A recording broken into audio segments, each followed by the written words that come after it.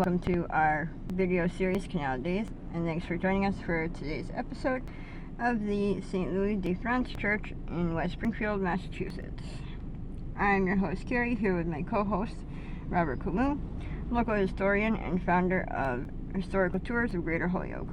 As your personal tour guide, Robert will lead you through some of the most iconic sites and their legends of historic significance throughout New England's preeminent and pivotal state of Massachusetts. With his expert insights, every monument and memorial story comes to life. Afterwards, don't forget to check out his website, holyokecanaltour.org, to access the full Canal Days video and podcast series. Also, check out his free in-person public tours he offers throughout Western Mass and the 2025 schedule for these special events. You can also book personalized private tours for groups of all sizes tailored to your interests. To discover all that and much more, remember to log on to holyokecanaltour.org. So, Robert, when was the church originally built?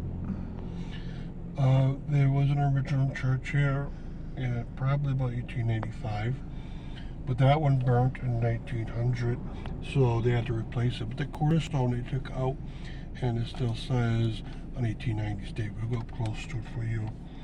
Now, the St. Louis de France Church is a French ethnic group church, mostly catering to the people from Quebec. And they came to Western Massachusetts to work in the mills, of course. And there was a big enough congregation. The real peak of immigration from Quebec was the 1890s. And so this church started out in 1893 as a mission church. That means it's a subsidiary place to another Catholic church. So not on its own, no pastor on its own. And that parent church was St. William's Church of Agawam, which later was called the St. Teresa's Church. Alright, so 1895, they got their land ready. The mission pastor got everything going and put it up. His name was Reverend Janist. He's been around the greater Springfield area for many decades at that point.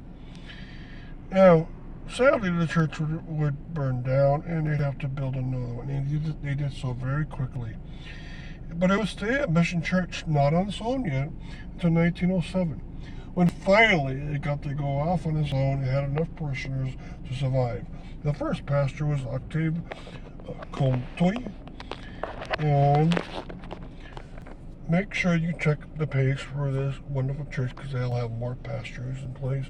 And I have a picture of the church when it had its steeple. That steeple was removed in 1966. All right, we're located at 801 Main Street in Westfield. And let's go try to get around as much as the church as possible. There's also another church across the way called the Source of Life Church. And of course, it looks like a Pentecostal church. It has a building to the side that used to be a home, and it probably was changed over to a social center. And next to it is a building. Okay, it's a Baptist church, Dom Molitvi, and it's a Baptist church for the Russian religion. All right, and they put their formal name on. It's Blagodat.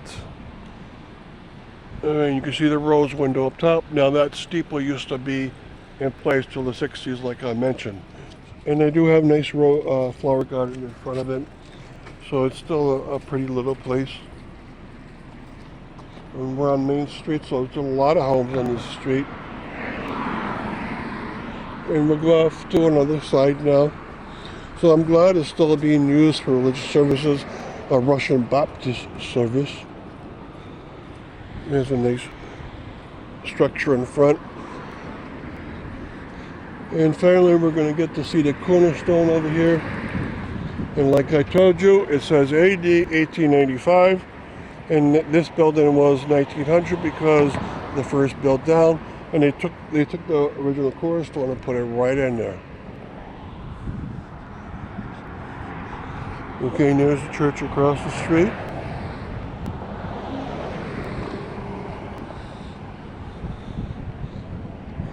Okay, and now it has aluminum siding on it, but imagine what it looked like with that steeple atop it. And I have a picture from that era where it has that steeple so you can get to see what it looked like.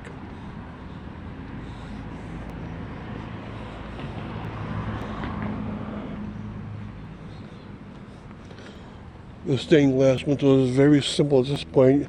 Maybe they took the originals out. It's hard to tell. Okay, and then it has this lawn in the back here. Alright, so I'll look up the front for you. And so they try to maintain it. And it's in the neighborhood. There would have been a lot of French Canadians people around here at one time. Okay, so thank you for coming along.